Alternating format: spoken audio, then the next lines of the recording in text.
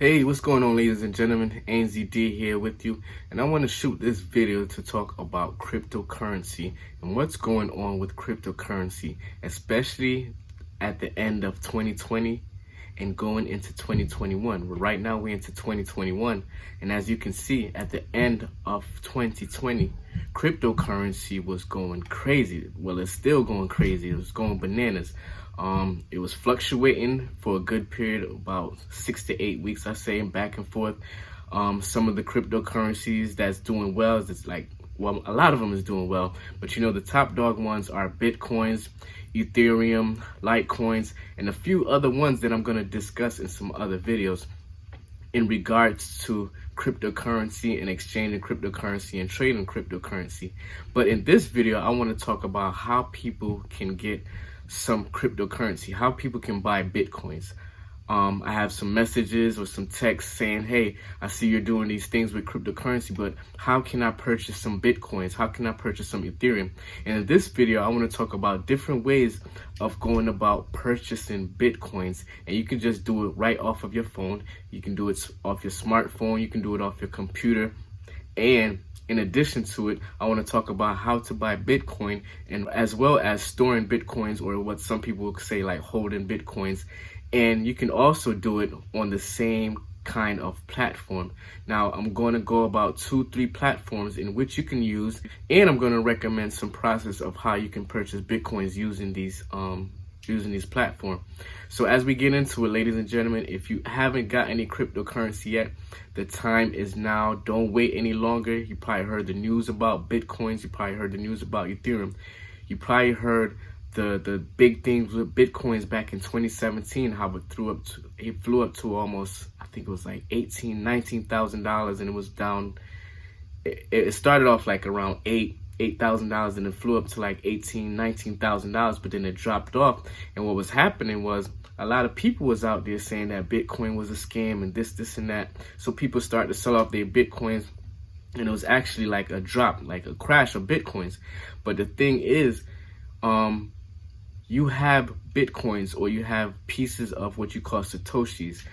What you do now is you can hold on to those because it's still a quality within it. There's still some worth within it. And if you just hold a portion on to it, say if you hold on to a half a Bitcoin or a quarter of a Bitcoin, even though a quarter of Bitcoin, when it was up to like $20,000, that probably would have been worth $5,000. When it dropped down, that quarter Bitcoin probably was worth 500. So you had a lot of people getting rid of their Bitcoins, selling them off to these big financial companies or these big whales and stuff like that. So people was kind of losing out. But now, as the years go by and it starts to get its value back and it starts to matriculate, a lot of people start to buy back into Bitcoins and start to hold Bitcoins and mine Bitcoins. And Bitcoin starts to have a bigger value because it represents something that's decentralized. So not one group or entity has control of it. It's on the blockchain. You can purchase products online. You can purchase product offline. You can purchase things internationally using cryptocurrency and using Bitcoins. So now, as things are going and things are changing in society, Bitcoins is starting to gain its value back, and a lot of people are investing Bitcoins or even using Bitcoins as an asset or a way of currency in order to purchase things So as we go now, let's continue and talk about different ways of purchasing Bitcoins. Now, my first way of purchasing Bitcoins was using this app called Coinbase. And I used it right off my phone, downloaded off the App Store into my phone, and I joined up. Put your information, your name, your basic information, regular stuff, like basically if you're doing a bank account or something like that. And some people are skeptical about using their personal financial company, like their personal banking company, in order to do some of these transactions. So what Coinbase allows you to do, you can also use a credit card. So I use a credit card and I purchased my Bitcoins. My first Bitcoins were actually Satoshi, because I didn't have a whole Bitcoin, but I had pieces of Bitcoins, which they call Satoshis, which also is basically like a percentage, a share of Bitcoin. And I purchased it through Coinbase, and I also hold some of them on Coinbase.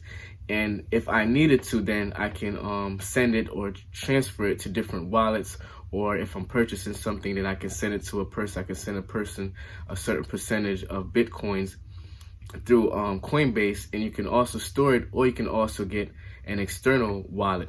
But right now we're talking about purchasing Bitcoins, and one of the good ways of purchasing Bitcoins is through Coinbase. Now with Coinbase, you can use your credit card, purchase $100 worth of Bitcoins, purchase $100 worth of Bitcoins, and Coinbase would also give you $10 worth of Bitcoins towards your account. Now that's a good thing, because you can also have other people come into the Coinbase platform and purchase also through your referral link, which you can also get a percentage of Bitcoins, as well as your person that you refer can also get a percentage of Bitcoin. So it's like a win-win situation with that. But Coinbase is a good place to start off if you haven't started off yet buying any cryptocurrency, buying any Bitcoins.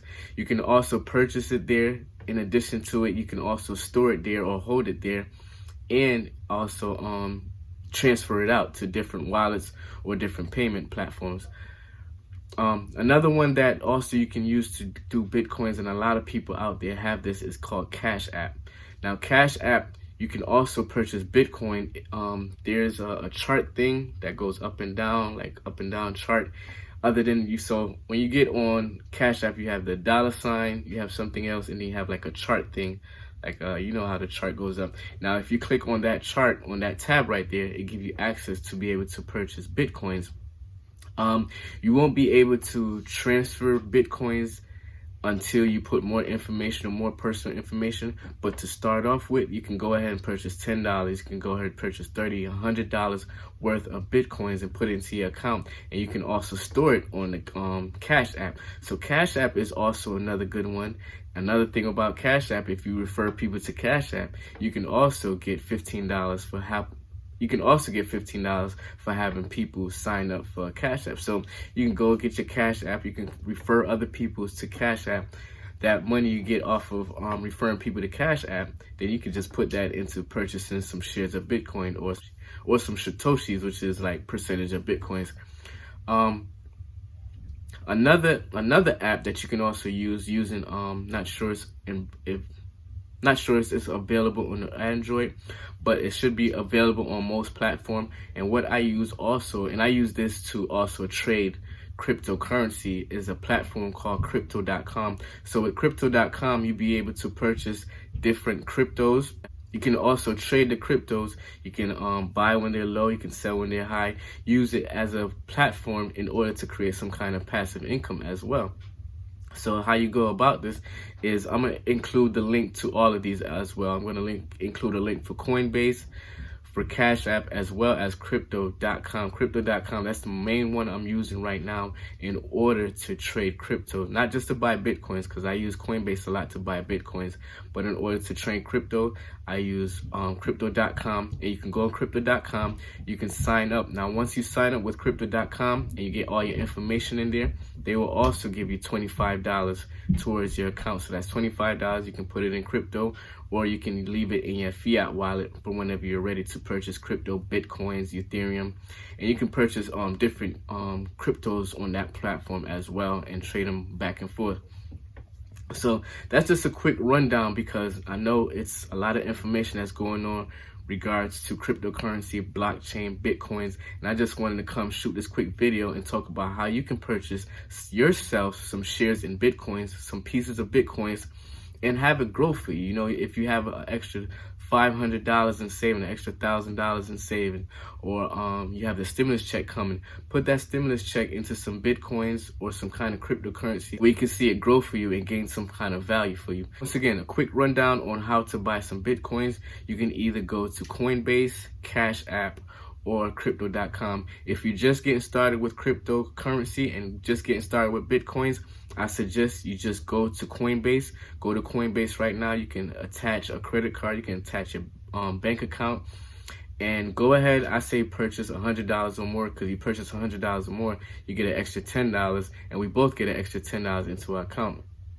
The next one will be Cash App. You can do the same thing with Cash App. You have your money hooked up to your bank account. You can just go into the chart one that I said looks like up and down type thing. So you click on that tab, and you go ahead and you purchase yourself $100, $200 Bitcoin, refer other people to Cash App, use that extra money to purchase some more Bitcoins. And crypto.com, I'm going to do a different video on crypto.com because I'm going to go into some more in-depth things of how I was able to use crypto.com to trade cryptocurrency and gain values on different cryptocurrencies. So once again, this is Andy Dawkins. Hope you got some value out of this. Please go ahead, click that Coinbase link. Get started with Coinbase, start up your account, get information added, probably hook up a credit card, and go ahead and purchase yourself some cryptocurrency. And then I'll talk to you in the next video. We're going to talk about more about some cryptocurrency as well as investing in the stock market. So once again, it's Andy Dawkins. Hope you got some value out of this. Please like, comment, and share, and I'll see you next time. Peace.